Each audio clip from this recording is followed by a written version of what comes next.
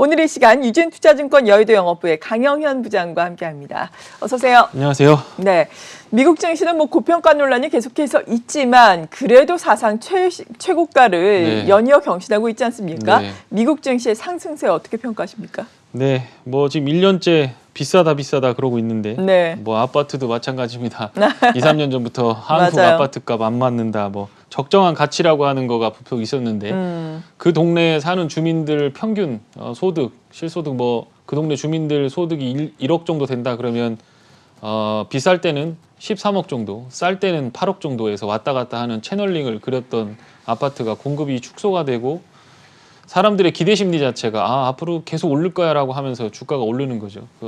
Fear of missing out이라고 하는 건데 그게 나만 집 없는 거 아니야? 라고 하면서 이제 앞으로는 못 산다 라고 하면서 집값을 들어 올린 것처럼 미국 주식시장도 그런 부분들이 있다라고 하는 겁니다. 그런데 실제로 보면 리저널한 부분이 조금은 있습니다. 글로벌 일타 기업들이라고 볼 수 있는 것들, 페이스북, 마이크로소프트, 팡만이라고 하는 것들, 그런 기업들이 이제 배당, 실적 이런 것들을 공개하기 시작하는데 2, 3년 전에 예상했던 부분들을 충분히 뒷받침하고도 남는 그런 실적들을 내고 있다는 겁니다. 그거에 대한 뒷받침은 사실은 팬데믹이 앞으로 2, 3년 후에 발생할 수 있는 매출이나 어떤 실적 상승세를 미리 땡겨서 2021년, 20년에 주다 보니까 주가가 이렇게 가파르게 상승했다는 부분들도 있고요. 어쨌든 전문가 입장에서 봤을 때 앞으로 계속 갈 거니까 이거 앞으로 계속 베팅하십시오라고 하면 장사하기는 좋을 수 있을지 모르겠지만 어떻게 보면 지금 상황에서는 냉정하게 시장이 어디쯤 와 있나를 판단해 보시는 게 투자자들한테는 도움이 되실 수도 있겠다라는 생각이 들어서 계속해서 좀 조심하자. 주식을 완전히 비비고 인버스를 갈아타고 그리고 밑방향을 보자라고 하는 것은 아닌데 분명한 건 자금이 공급되는 부분에서는 어느 정도 레인지가 있습니다. 금리 수준 얼마, 유동성 얼마, GDP 얼마, 거기에 따른 주식 투자 자금 얼마라고 하는 부분이 있고요. 주식시장만 보더라도 200년 만에 최고의 고밸류를 받고 있는데 거기에 채권시장, 부동산 시장까지 전체 시가총액을 따져서 GDP라든가 경제 규모와 비교한다면 지금은 고개를 흔들 수밖에 없는, 절레절레 할 수밖에 없는 그런 상황이다라고 하는 거, 그거를 좀 참고를 하시면 되겠다라고 하는 거, 그렇게 말씀을 좀 드려보겠습니다. 여기 제가 지금 버피트 레이시오, 지난번에도 한번 소개를 드렸던 건데요. 이게 워런 버핏이라는 사람이 주로 참고를 하는 겁니다. 전체 시가총액, 상장된 기업들의 시가총액하고 GDP하고의 그거를 비율로 나타낸 겁니다. 그리고 여기 이 빨간 선은 어떤 거냐면 장이 정말 좋을 때 강세장이고 멀티플을 많이 받는 거. 그러니까 똑같은 이익 100억에 대해서 10배를 받느냐 20배를 받느냐, 그 20배를 받을 때는 강세장이고 10배를 받을 때는 약세장이라고 본다면 이 빨간색은 강세장 시나리오를 나타내는 거고요.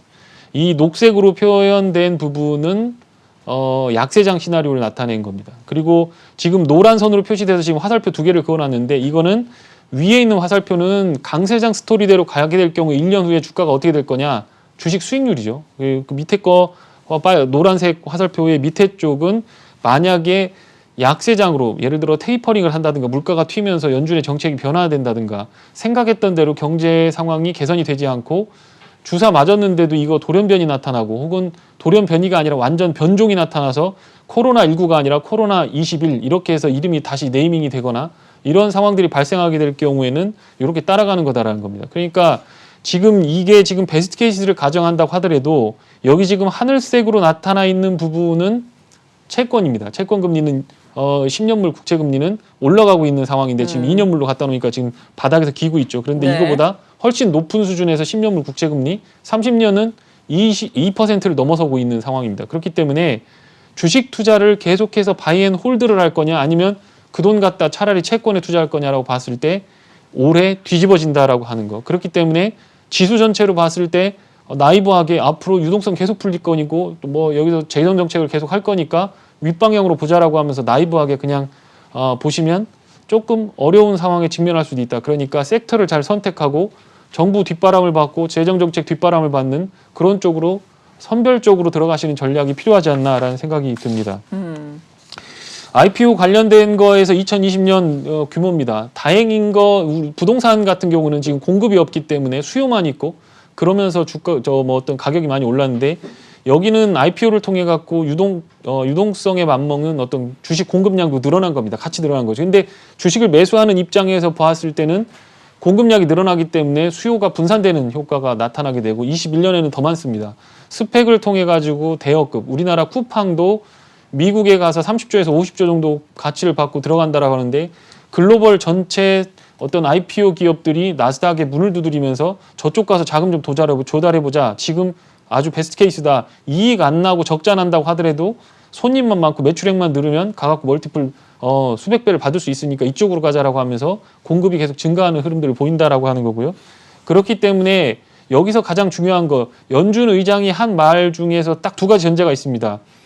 재정정책 해야 된다. 이거 더 이상 페드가 나설 수 있는 상황 아니다. 물가를 적정 수준, 이미 테이퍼링 수준은 2%로 봤는데 그거 넘어섰습니다. 물가 연동으로 2.3%인데 이거는 어떤 레인지로 잡아서 평균 물가로 잡아서 우리가 2, 3% 수준에서 적정하게 조율을 하겠다라고 얘기를 했습니다. 그런데 그 부분에서 예기치 못한 물가 상승이 나오게 된다면 페드는 테이퍼링 할 수밖에 없다라고 하는 말을 뒤집어 보면 그렇게 될 수밖에 없다라고 하는 겁니다. 그래서 어쨌든 간에 지금은 물가가 튀는 부분, 물가가 튀려면 그 앞에 있는 원자재 단부터 눈여겨보시고 길게 보신다라고 한다면 이거는 지수에 대해서 업사이드를 볼 게 아니라 종목과 섹터를 잘 골라야만 될 거고 지수가 혹시라도 문제에 의해서 빠지게 될 경우 브레이크 이븐 레이트라든가 물가 연동체들이 어떤 수익률이 급등하는 그런 사태가 오게 되면 주식이 썰려 나갈 수 있기 때문에 그런 거에 대해서는 대비를 하시면서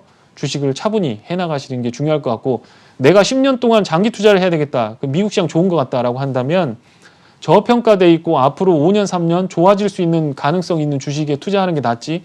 예를 들어서 앞으로 지금 스카이라케팅을 하고 있는 멀티플 안 나오는 것들 그런 것들에 투자하는 것보다는 그쪽이 나을 수도 있겠다. 이렇게 좀 정리를 해드리면 될 것 같습니다. 네, 미국 증시를 기준으로 지금의 상승 탄력이 계속해서 이어질 수 있을지 우리가 장담하기는 어려운 상황이다라면서 여러 가지 근거를 대주셨고요. 그러니까 성장주보다는 또 저평가된 가치주를 눈여겨보자라고 말씀을 해주셨습니다.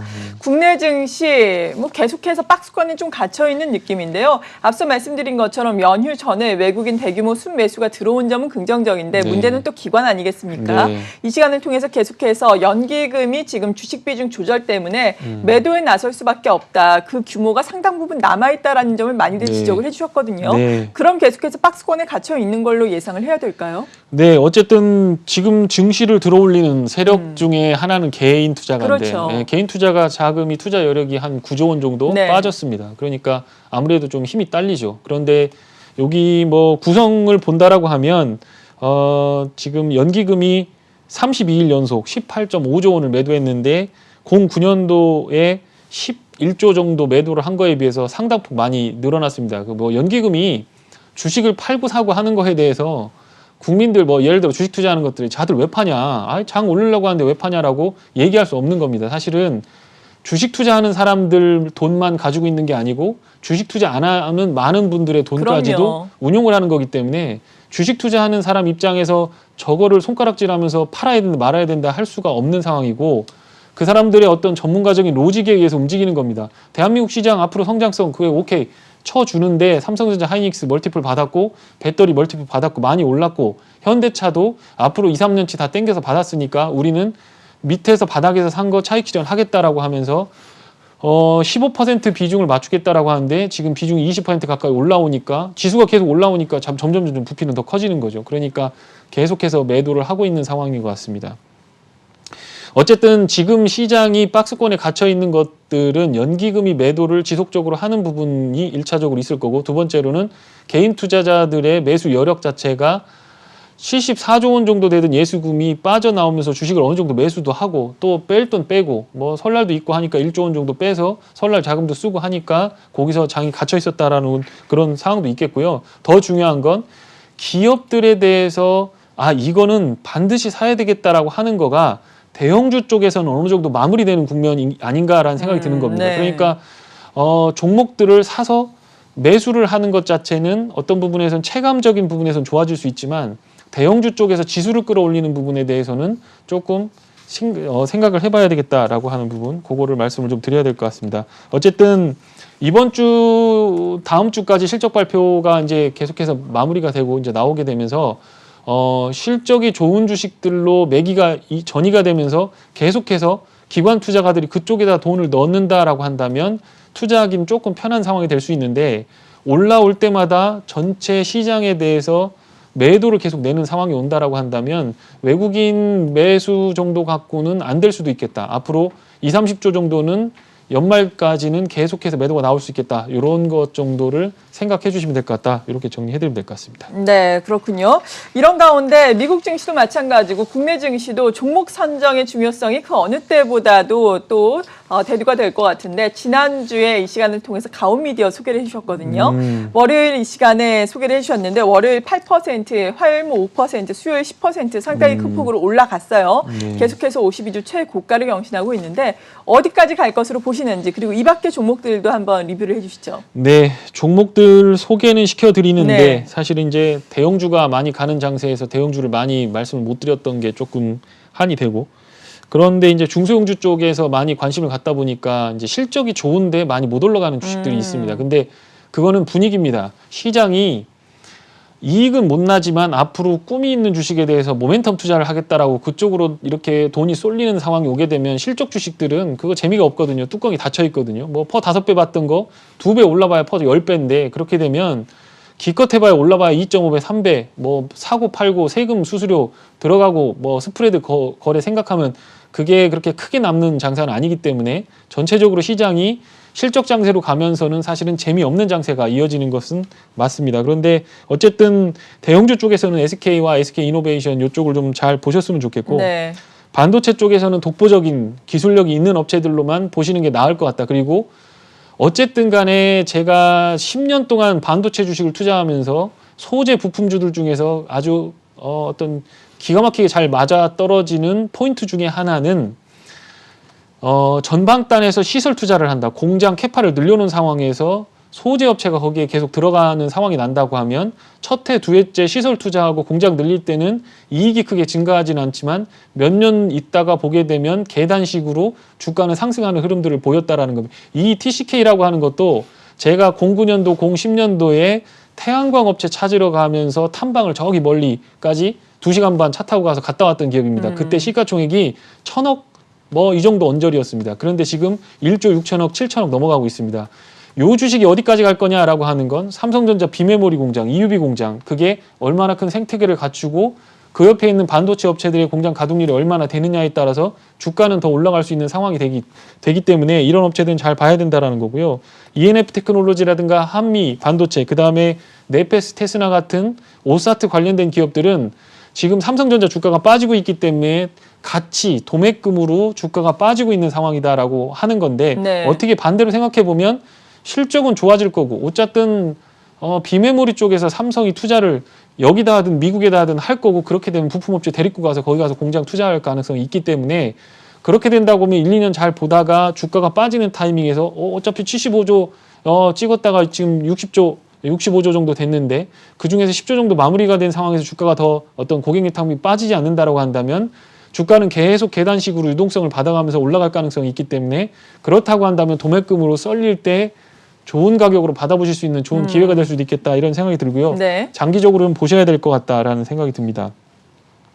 폐기물 관련돼서 YN텍 강력 매수 말씀을 드렸는데 실적이 발표가 됐는데 조금 생각보다 좀 덜 나왔습니다. 미스를 했나요? 네, 발표를 했는데 조금 기스가 났습니다. 그런데 전체적으로 보면 작년보다 실적은 좋아졌고 그래도 멀티플은 싼 상황이고 폐기물 관련된 업체는 작년 5월에 제정된 법 때문에 제가 지난번에 설명을 드렸지만 이제 신뢰성이 없는 기업체한테 쓰레기를 넘기고 그 쓰레기를 어디다 갖다 버려버리게 되면 그리고 도망가 버리게 되면 예전에는 그게 가능했었는데 그렇게 되면 버린 사람도 이 사람한테 돈을 비록 줬지만 이 쓰레기에 대해서 책임을 져야 된다는 겁니다. 그렇기 때문에 신뢰성 있고 재무 어떤 여력이 있고 굉장히 어떤 신뢰성이 있는 기업들이 수주를 많이 받을 가능성이 있다라고 하는 거고요. 그렇기 때문에 매립지라든가 소각장이라든가 이런 쪽에서 시설 투자를 계속하고 있는 기업들은 나중에 지켜보시면 주가가 언제 이렇게 올라왔지? 섹시하진 않지만 꾸준하게 갈 수 있는 가능성이 있다라고 하는 거고 팬데믹 때문에 플라스틱부터 시작해서 쓰레기 업체들 눈여겨보셔야 된다. 그리고 지금 부동산이 문제인데 공급 정책이 어떻게 나올 거냐 이거를 눈여겨보셔야 됩니다. 그렇게 되면 요 인선 ENT라든가 이런 기업들은 굉장히 좋은 흐름을 보일 수 있기 때문에 보시고요. 에코프로나 인선 ENT는 또 묶이는 거가 뭐냐면 배터리 관련된 겁니다. 배터리를 막 이제 뭐 자동차 한 개당 8,000개씩 들어가는데 그거를 다시 빼다가 리사이클을 해서 ESS 같은 데에다가 남은 거 팔아먹고 나머지는 그 분리를 해서 그쪽에 있는 머티리얼들을 다시 재활용하는 사업들을 리사이클 사업들을 하게 될 겁니다. 그런 부분들은 상당히 중요한 어떤 섹터가 될 수 있기 때문에 좀 눈여겨보시면 될 것 같다. 이렇게 좀 말씀을 드리면 될 것 같습니다. 네. 2차 전지 쪽에 노이즈가 좀 나오고 있기 때문에 거기서 일타하는 업체들, 그 다음에 SDI라든가 이노베이션이 증설할 때 수혜를 보는 업체들을 좀 보셔야 될 것 같고 그런 쪽에서 종목들을 필옵틱스나 코스모신 소재 이런 쪽으로 좀 눈여겨보시면 될 것 같고요. 지금 못 가고 있는 엔지니어링 플라스틱이라든가 수소 관련된 것들, 수소는 어쨌든 간에 수소는 상용차 부분, 트럭이라든가 버스라든가 이런 것들은 디젤 쪽이 어떤 공해물질부터 시작해서 도로에서 발생하는 배출권이죠. 그러니까 탄소 관련된 탄소 배출권을 줄이는, 탄소 배출을 줄이는 부분에 있어서는 디젤 쪽에 대한 규제가 강화가 될 가능성이 있기 때문에 그런 쪽에서 정부의 뒷바람을 받고 글로벌리하게 투자가 많이 이루어질 수 있기 때문에 우리가 법용으로 사용하는 뭐 상용차라고 볼 수 있는 거, 승용차라고 볼 수 있는 거는 전기차로 가고 상용차라고 볼 수 있는 트럭, 버스 이런 것들은 수소차로 가게 될 거고 거기에 대한 정책적인 뒷바람이 1분기 끝나기 전에 나올 가능성이 있기 때문에 조금 잘 보셨으면 좋겠다 이런 생각이 들고요. 어쨌든 차가 무겁습니다. 수소차든 배터리 자동차든 차가 굉장히 무겁습니다.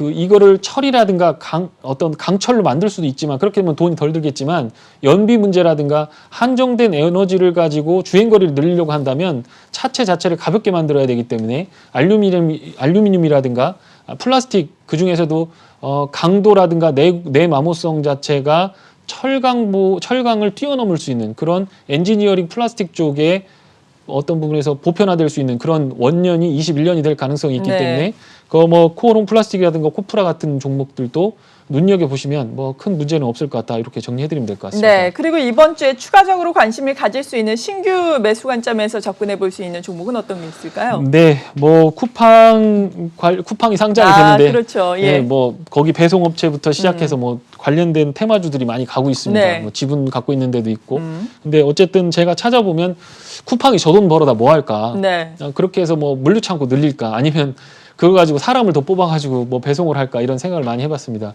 제가 쿠팡 사장이라고 한다면 이마트부터 시작해갖고 이런 배송부터 시작해가지고 이걸 잡으려고 하면 로봇에 투자를 해야 된다라는 생각을 합니다. 로봇이 뭐 어쨌든 간에 자율주행이라고 하는 거는 5G가 구축이 돼야 되고 플랫폼 업체, 현대차 같은 업체들이 자율주행 자동차를 잘 만들어줘야만 가능한 거고 그게 문 앞에까지는 갈 수 있지만 그 이상에서 배달을 하고 하는 부분에 있어서 인건비를 줄일 수 있는 방법이 뭔가 최저임금은 계속 오르고 인력 관리는 굉장히 어렵고 그렇다 보면 로봇화를 시켜야 되는데 그런 쪽에서 쿠팡이 돈 땡겨다가 증시 상장을 하고 그 돈을 가지고 뭘 할까라고 본다면 그 다음에는 아마존이고 뭐 쿠팡이고 어떤 업체들이든 대체적으로 다 물류를 로봇화 시킬 가능성이 있기 때문에 그렇죠. 로봇 관련된 주식들이 결론적으로는 수혜가 될 가능성이 있겠다라는 생각이 들어서요. 로보티즈 우리나라 로봇 업체들 중에서 이 중소주 뭐 어쨌든 간에 현대에서 로봇을 하니까 그거는 산업용 로봇은 그쪽에서 하는 거고 대기업을 투자를 한다라면 현대중공업 이쪽에 있는 계열사죠. 그쪽에서 보시면 될 것 같고 로보티즈는 배송 관련된 로봇에서 레퍼런스를 갖고 있는 중소형주이기 때문에 한번 잘 보시면 될 것 같고요. 제약바이오 쪽에서 이제 매기가 좀 빠지면서 삼천당 제약이라든가 ST팜 같은 거 실적이 뒷받침될 수 있는 성장 가능 섹터들의 주가가 많이 빠져 있는 상황입니다. 그래서 이쪽 삼천당 제약은 21년부터 매출이 본격화되고 해외 수출에 관련된 어떤 호재들이 나올 가능성이 있기 때문에 주가가 이 수준에서 1조 5천억, 6천원 수준에서 더 밀린다라고 한다면 매수 관점으로 접근을 해보시는 것도 나쁘지는 않을 것 같아서 이렇게 좀 두 종목을 들고 소개를 좀 시켜드리는 걸로 그렇게 정리하면 될 것 같습니다. 네, 유망 종목까지 말씀해 주셨습니다. 유진투자증권 여의도 영업부의 강영현 부장이었습니다. 고맙습니다. 감사합니다.